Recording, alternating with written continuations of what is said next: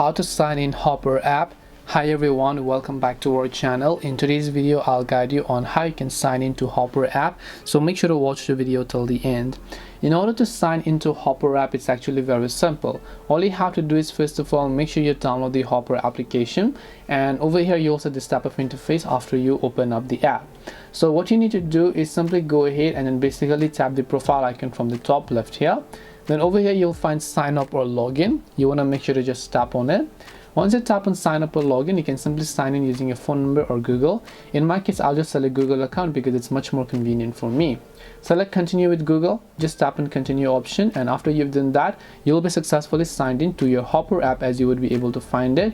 Now if you want though, you can also go ahead and simply enter your phone number, and once done, you should be able to go ahead and successfully book flights on the Hopper app.